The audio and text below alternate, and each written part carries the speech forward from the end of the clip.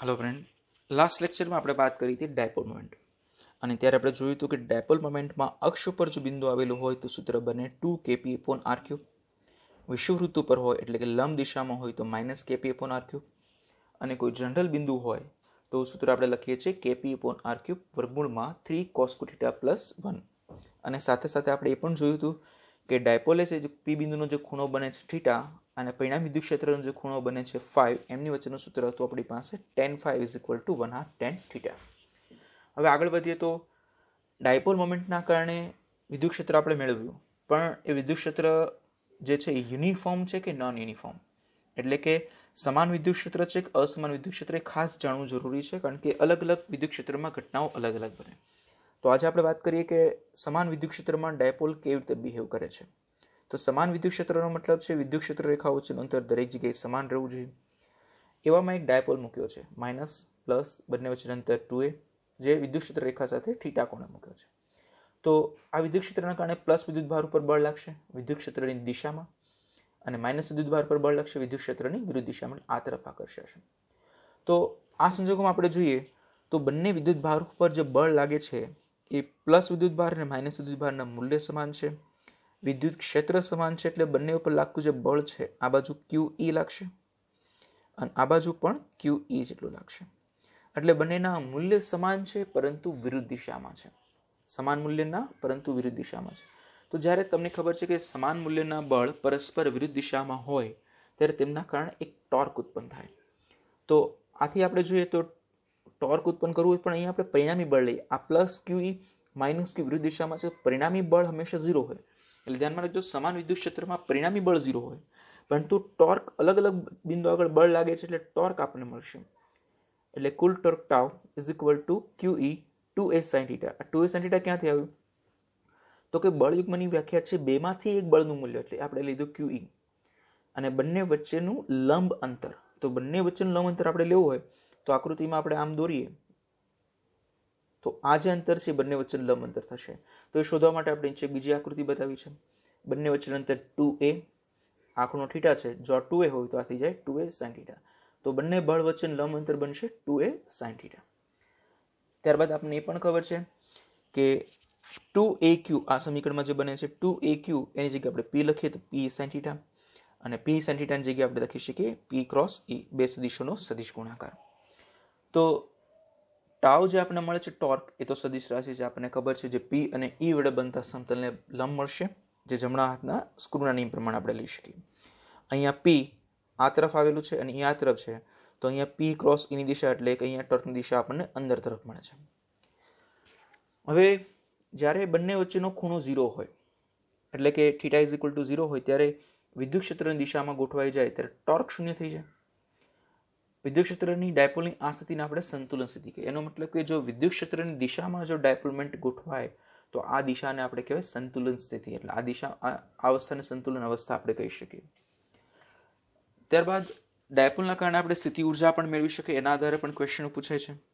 કેમ સ્થિતિ ઉર્જા? તો કે શરૂઆતમાં સંતુલન સ્થિતિમાં વિદ્યુત ક્ષેત્ર દિશામાં આ રીતે ગોઠવ્યું હતું, આ સંતુલન અવસ્થા છે, પરંતુ હવે તમારે અમને થોડાક એંગલ સુધી લઈ જવું હોય તો એના ઉપર કાર્ય કરવું પડશે. એ જે કાર્ય કરીએ તે તંત્રમાં સંગ્રહ થશે સ્થિતિ ઉર્જા સ્વરૂપે. એટલે કે આપણે એમ કહી શકીએ કે જે સ્થિતિ ઉર્જા સ્વરૂપે સંગ્રહ થાય એ W એ કાર્ય કરવું પડશે. તો 0 થી θ સુધી જે કાર્ય કરવું પડે એનું સૂત્ર થશે ટાઉ dθ. આ સમીકરણ ચલ બળ દ્વારા કાર્ય પરથી છે. આપણે લખતા FdX, તો F ની જગ્યાએ ટોર્ક ટાઉ અને dx ની જગ્યાએ dθ. ટાઉનું સૂત્ર છે આપણી પાસે Pe sin θ dθ, અને એનું સંકલન કરો તો સાઇન નું સંકલન થઈ છે માઇનસ કોસ, તો Pe માઇનસ કોસ θ, અને Pe cos θ છે એને લખી શકો P ડોટ E, એટલે P ડોટ E લખી શકાય. તો સ્થિતિ ઉર્જા સૂત્ર મળે U = -P ડોટ E અથવા -P cos θ. અલગ અલગ બિંદુ આગળ અલગ અલગ હોઈ શકે. તો માની લો કે θ = 0 છે, તો θ = 0 હોય ત્યારે અહીંયા આપણે 0 માં cos 0 1, U = -P. θ = 90 હોય ત્યારે cos 90 0 થઈ જશે, અને θ = 180 હોય તો cos 180 -1, એટલે માઇનસ માઇનસ પ્લસ. સ્થિતિ ઉર્જાની કિંમત જ્યારે લઘુત્તમ હોય, આ ત્રણમાં જો લઘુત્તમમાં લઘુત્તમ -P, જે બિંદુ આગળ સ્થિતિ ઉર્જાની કિંમત લઘુત્તમ હોય તેને કહેવાય મહત્તમ સ્થાયી અવસ્થા, અને જે બિંદુ આગળ સ્થિતિ ઉર્જાની કિંમત મહત્તમ હોય તેને કહેવાય મહત્તમ અસ્થાયી અવસ્થા. જેમ સ્થિતિ ઉર્જાની વેલ્યુ વધે તેમ એ વધારે અસ્થાયી બને. જેમ સ્થિતિ ઉર્જાની વેલ્યુ ઘટે તેમ એ સ્થાયી બને. અને બીજી એક સૂત્રની મદદથી પણ શોધી શકો. અહીંયા આપણે 0 થી વાત કરી હતી, બીજા કોઈ θ1 થી θ સુધી લઈ જવાનું કે તો એની શોર્ટ ટ્રીક તમે યુઝ કરી શકો. W ઇઝ ઇક્વલ ટુ θ1 થી θ2 P sin θ, એટલે કે લિમિટની સાપેક્ષે સંકલન કરો તો એનો જવાબ મળશે plus PE cos θ1 minus cos θ2. એટલે કે માનો કે શરૂઆતમાં 30ના કોણે ડાયપોલ ગોઠવાયેલો છે અને 60ના ખૂણા સુધી લઈ જવો છે, તો θ1 બરાબર 30 થશે અને θ2 બરાબર 60. એટલે θ1 શરૂઆતમાં જે ખૂણો હતો તે, θ2 અંતિમમાં તમે જે ખૂણા ઉપર લઈ જાઓ છો તે બનશે. તો આવી જ રીતે હવે ડાયપોલ નોન યુનિફોર્મ ઇલેક્ટ્રિક ફિલ્ડમાં હોય, એનો મતલબ કે અસમાન વિદ્યુત ક્ષેત્રમાં હોય તો શું થાય? અસમાન વિદ્યુત ક્ષેત્રનો મતલબ જો અહીંયા વિદ્યુત ક્ષેત્ર રેખા વચ્ચેનું અંતર ધીરે ધીરે અલગ અલગ થતું જાય, બદલાતું જાય છે, તો આ વિદ્યુત ક્ષેત્રને આપણે કહેશું અસમાન વિદ્યુત ક્ષેત્ર. એવામાં એક ડાયપોલ મૂકેલો છે માઇનસ અને પ્લસ વિદ્યુતભાર. તો અહીંયા વિદ્યુત ક્ષેત્ર પ્રબળ છે તો અહીંયા લાગતું બળ વધારે હશે, અહીંયા વિદ્યુત ક્ષેત્ર થોડુંક નિર્બળ છે તો અહીંયા લાગતું બળ ઓછું હશે. એટલે માઇનસ ઉપર લાગતું બળ વધારે છે, પ્લસ ઉપર લાગતું બળ ઓછું છે, આપણે અહીંયા જોઈ શકીએ. એટલે આપણે અહીંયા એવું નહીં કહી શકીએ કે પરિણામી બળ 0 થાય.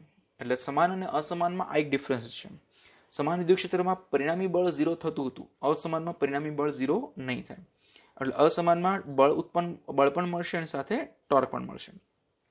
સાથે ઘણા એવા ક્વેશ્ચન પણ પૂછી શકાય. માઇનસ વિદ્યુતભાર અને પ્લસ વિદ્યુતભાર છે, અહીંયા વીક અને અહીંયા સ્ટ્રોંગ ફિલ્ડ લીધું છે. એટલે આ બાજુ તમે જાઓ એમ ધીરે ધીરે વિદ્યુત ક્ષેત્ર પ્રબળ થતું જાય એવું બતાવ્યું છે. તો આ બાજુ બળ F2 લાગે અને આ બાજુ બળ F1 લાગે છે. તો આના પરથી આપણે કહી શકીએ જે દિશામાં પ્રબળ વિદ્યુત ક્ષેત્ર હોય ત્યાં બળ વધારે હોય, અહીંયા બળ ઓછું હોય. તો આવા સંજોગોમાં ડાયપોલ કઈ દિશામાં મુવમેન્ટ કરે એવા સવાલ પૂછાય. તો જો વીક થી પ્રબળ તરફ તમે મૂક્યું અને માઇનસ વિદ્યુતભાર અહીંયા હોય અને પ્લસ વિદ્યુતભાર આ બાજુ હોય તો પ્લસ ઉપર લાગતું બળ વધારે થશે. તો આખો જે ડાયપોલ છે એ પરિણામી આ દિશામાં ગોઠવાશે, એનો મતલબ કે સ્ટ્રોંગ ફિલ્ડ તરફ ગતિ કરશે. એટલે ધ્યાનમાં રાખજો કે વીક થી સ્ટ્રોંગ તરફ તમે જ્યારે મૂક્યો હોય ત્યારે ડાયપોલ જે છે એ પ્લસ ઉપર લાગતું બળ વધારે હોય છે, એટલે પ્લસ વિદ્યુતભારની દિશામાં ગતિ કરશે. એવી રીતે જો તમે આ રીતે મૂકેલું હોય કે વીક થી સ્ટ્રોંગ તરફ મૂકેલું છે પણ હવે પ્લસ અહીંયા છે અને માઇનસ અહીંયા છે, તો હવે પ્લસ તરફ લાગતું જે બળ છે આ તરફ લાગશે, કારણ કે વિદ્યુત ક્ષેત્ર આ દિશામાં છે, સ્ટ્રોંગ આ બાજુ છે, આ બાજુની ખેંચશે અને આને આ બાજુ ખેંચશે. તો તમે અહીંયા જોઈ શકો માઇનસ વિદ્યુતભાર સ્ટ્રોંગમાં છે, એટલે F1 ની કિંમત વધારે હશે અને F2 ની કિંમત વધારે હશે. તો આ સંજોગોમાં ડાયપોલ મોમેન્ટ જે છે એ આ બાજુ ખેંચાશે, કારણ કે ઋણ વિદ્યુતભાર પર લાગતું બળ વધારે, ઋણ વિદ્યુતભાર વિદ્યુત ક્ષેત્રની વિરુદ્ધ દિશામાં ગતિ કરે એટલે આ બાજુ તરફ બળ લાગે.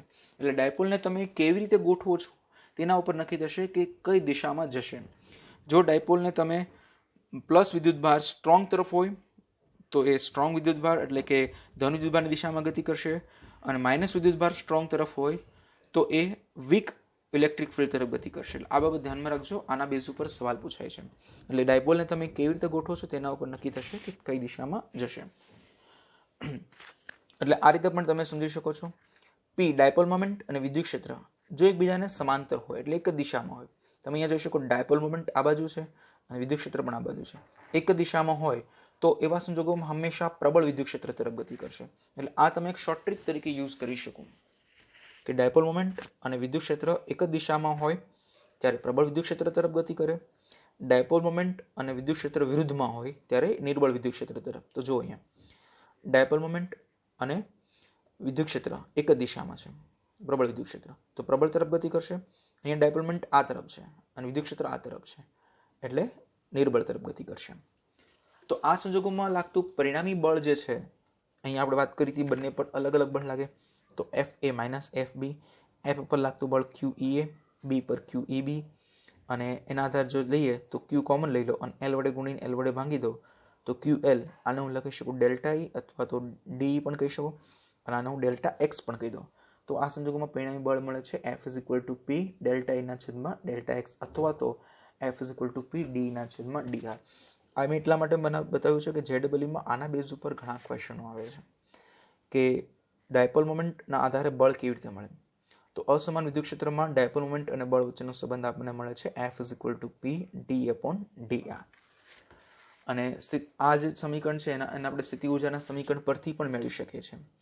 તો U is equal to minus P dot E આપણે હમણાં જોયું. ત્યારબાદ આપણને એ પણ ખબર છે F is equal to minus du/dx, અહીંયા અમે du/dr લીધું છે. તો તમે આમ P ની કિંમત અહીંયા મૂકી દો તો P બહાર થશે d/dr, મૂલ્ય સ્વરૂપે લઈ લો એટલે P d/dr આપણને મળે, જે ખાસ મહત્વની શરત થાય છે. હવે એના સવાલોમાં આધારે જોઈએ આપણે ડાયપોલ મોમેન્ટના આધારે જે પોઈન્ટ ચાર્જ ઉપર અને ડાયપોલના કારણે ડાયપોલ ઉપર લાગતું બળ લઈએ. તો એક બિંદુત વિદ્યુતભાર છે અને એક ડાયપોલ લીધો છે. તો બિંદુત વિદ્યુતભારને કારણે ડાયપોલ પર લાગતું વિદ્યુત બળ કેટલું છે આપણે શોધવાનું છે. તો અહીંયા માઇનસ વિદ્યુતભાર લીધો છે, આ બાજુ પ્લસ, અને બંને વચ્ચેનું અંતર આર લીધું છે. તો 3 અલગ અલગ રીતે તમે બળ શોધી શકો. પહેલું તો છે F = P d/dr સૂત્ર વાપરીને, હજી હમણાં વાત કરી હતી. આપણને ખબર છે કે પ્લસના કારણે વિદ્યુતભારના કારણે મળતું વિદ્યુત ક્ષેત્ર E = kq/r² છે. તો આમનું જો વિકલન કરું તો આપણને મળશે d/dr, જે થશે -2kq/r³. પણ ધ્યાનમાં રાખજો, આ સૂત્ર ત્યારે જ યુઝ કરવું જ્યારે આ અંતર અને ડાયપોલ મોમેન્ટ એક જ દિશામાં અલાઇન થતા હોય, ત્યારે જ આને પ્રિફર યુઝ કરવું. તો અહીંયા F ની કિંમત મળશે, અહીંયા d/dr ની કિંમત મૂકી દો -p2kq/r³. અને અહીંયા તમે જોઈ શકો છો કે આ q વિદ્યુતભાર માઇનસ પર જે બળ લગાવશે વધારે હશે, પ્લસ ઉપર બળ લગાવશે તે ઓછું હશે. આનો મતલબ કે ડાયપોલ એમના તરફ ખેંચાશે, એટલે આકર્ષણ બળ લાગશે.